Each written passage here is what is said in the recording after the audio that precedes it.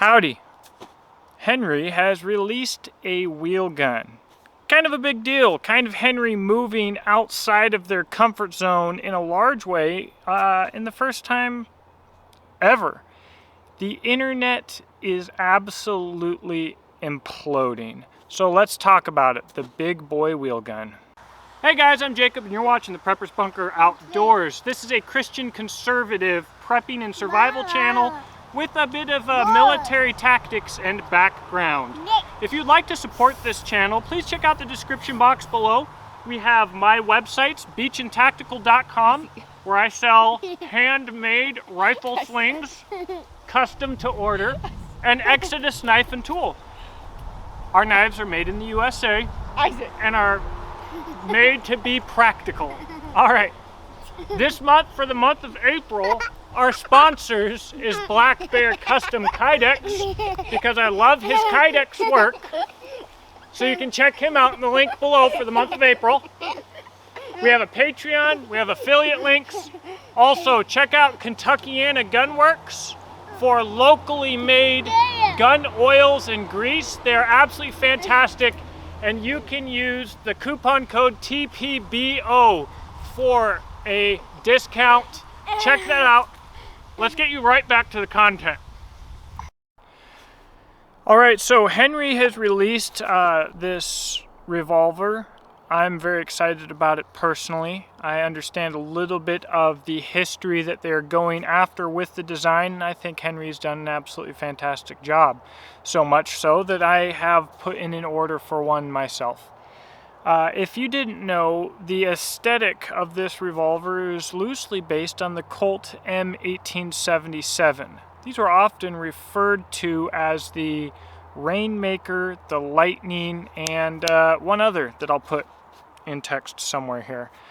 But these were Colt's first foray into double-action revolvers.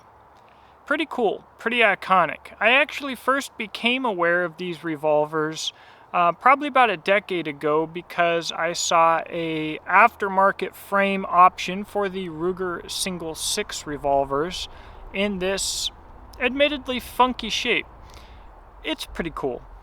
Now, once this was released, goodness. I understand for the most part the comments that are love it or hate it based on its aesthetic alone, but that's not all we got here. What's kind of sad is I'm not that interested in revolvers and lever actions, and yet every time something happens with the lever action or wheel gun world, we see people who claim to be really interested in lever actions and wheel guns just wilding out, just wilding. And so I have not seen these levels of fuddery since Marlin was releasing their custom line of lever actions. That video, for some reason at SHOT Show, did very, very well. But we have a lot of people who, for some reason, believe that Henry just sketched this out on their own, just invented this aesthetic in this revolver. And that is very clearly not the case for anybody who knows much of anything about revolvers. The Peacemaker was not the only traditional revolver. So this revolver, the Colt M1877, was very significant historically as Colt's first double-action revolver. And people just, they don't know what to think. Most of the comments that I've seen came from Such. I think that his page is one of the only ones where I've seen him showing this revolver off for some reason. So far as I can tell, fit and finish is very good.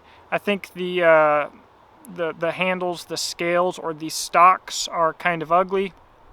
The color of them, I think the laser engraving in the wood is a little bit cheap looking, but overall it looks really good. But I want to tell you why I think that Henry played a fantastic card here, and it seems like people just don't realize it, even if they are into wheel guns. Ruger has not made a a metal revolver in a long time. It's been like 5 years or something like that. I'm not talking about the LCR or whatever it is, and I'm not talking about the Wranglers. I'm talking about one of their revolvers made from a cast frame. And if you're not up to speed on revolvers or the history of revolvers, Ruger for a long time was known to make a very, very tough, very, very rough revolver. The reason that they were so tough is that the frames were heavily overbuilt. The reasons that the frames were heavily overbuilt was Ruger was casting the frames while everybody else was forging the frames, which is also why the price point came in so affordable. So everybody, you know, a lot of your revolver guys of old really looked down on the Rugers as being cast junk. Unless you got one that was heavily modified. And of course, you've got a lot of very famous custom revolver makers and cartridge designers and stuff that used Ruger revolvers as the platform for their custom revolvers. But they haven't made any in like 5 years. Ruger was also famous for pretty terrible quality control on their revolvers. If you knew what you were looking at and you were measuring cylinder gap and stuff like that, you might go through 5 or 10 of them until you found one that was within spec and well made, and they'd have various issues. And the constant defense of this that you would see is, oh, but their customer service is great. Every single new Ruger firearm that I purchased between like 2009 and I think 2015 or so, I had to ship back to Ruger to be fixed because I actually shoot my guns and most people don't. Anyways, great time because the lack of actual metal Rugers being produced, they're just obviously just going to mostly polymer production for what should be obvious reasons, has created a bit of a vacuum. Now, Smith & Wesson is starting to do the same thing, and some of these comments that I saw that were so amazingly stupid revolved around Smith & Wesson too. Somebody was like, nobody will ever make a better revolver than Smith & Wesson. Nobody, ever, will never happen. And I'm sitting here like, most of your actual Smith & Wesson guys say that there hasn't been a quality Smith & Wesson revolver made since they introduced the Hillary hole. I don't think that Smith & Wesson has been impressive since they released the 500 Smith & Wesson and the 460, and those are awfully cool, of course. They're a basic production company, but people have plenty of quality issues with Smith & Wesson regularly. Canted barrels and just all kinds of crap. My 317 kit gun came with sights that I'm sure they pulled out of a bin for some other model that didn't even adjust to normal ranges for the pistols. It was outside of the range of the adjustable sights adjustment. Who freaking does that?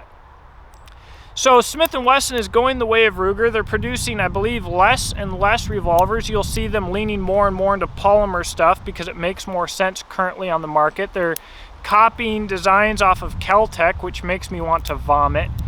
And so we have this huge vacuum popping up, and Henry, lo and behold, popped up to fill it. Now, I had also always personally hoped to see Henry come out with a 22 long rifle revolver. I prefer my revolvers in 22 long rifle. There's something about a single action 22 long rifle revolver that I absolutely love. It's not for a practical reason. It's not for any reason that I can really define for you, but I love little 22 revolvers. When I'm running trap lines around the property, I'll carry a little 22 revolver, pop something in the head when I need to fix it. And so I was hoping to see them do that, but it doesn't make sense right now because Heritage and Ruger are absolutely dominating the 22 market. It's amazing what Heritage and Ruger have done in the industry and in the market with their little 22s, the Wrangler and the Rough Rider. So I guess it wouldn't have made much sense for them to release something in 22 long rifle. So the next best option is 38 Special and 357. I think that the size is going to be easy to carry. I think it's going to make a fantastic hunting revolver. If I'm not mistaken, I believe they are actually going to come with 3 different height front sight posts. So because the rear is not adjustable, you'll be able to pick your front sight post height so that you won't have the same problems that I did with the doggone Smith & Wesson, even though it had adjustable rear sights. I think that shows a lot of forethought. I think that the market is ripe for this, and I'm really hoping that Heritage is going to put forth quality that is similar to or on par with the modern Colt offerings.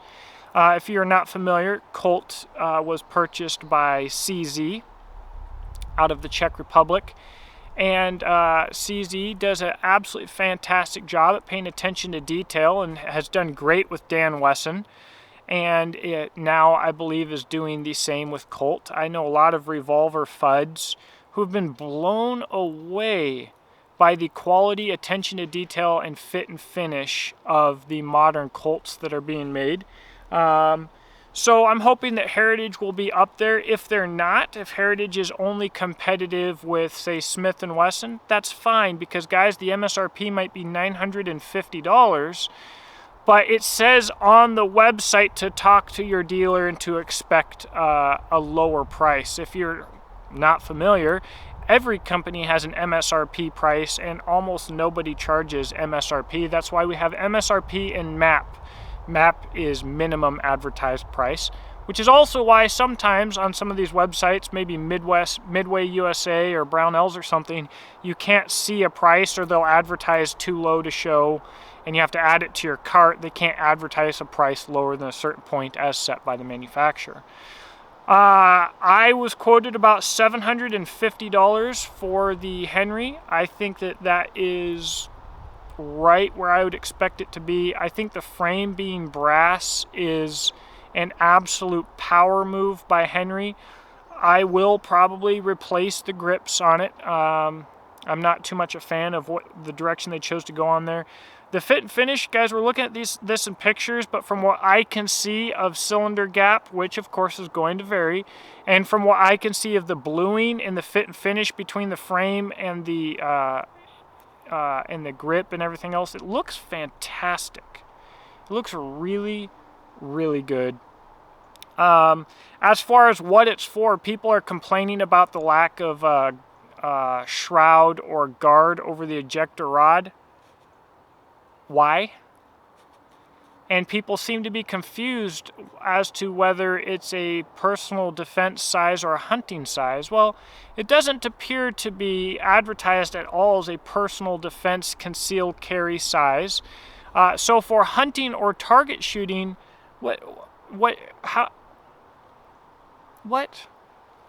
Guys, the only people, statistically speaking, that are using revolvers in a way that's practical are using them for personal defense, for concealed carry.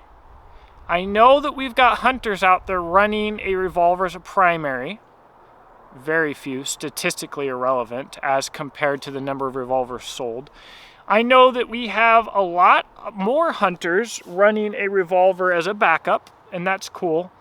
What do you really think the difference in a revolver is going to be between a 4-inch and a 6, 7, or 8-inch barrel when it comes to terminal ballistics? You probably, if we're going to argue about this, you need to know what terminal ballistics actually are.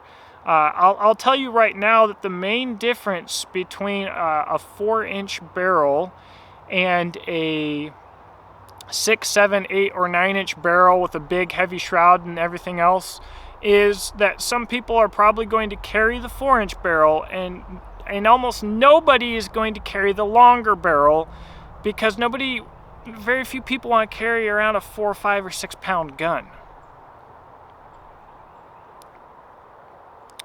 So the barrel length is in line with the original design.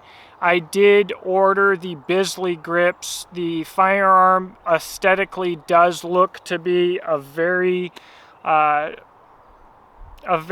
good rendition of the M1877.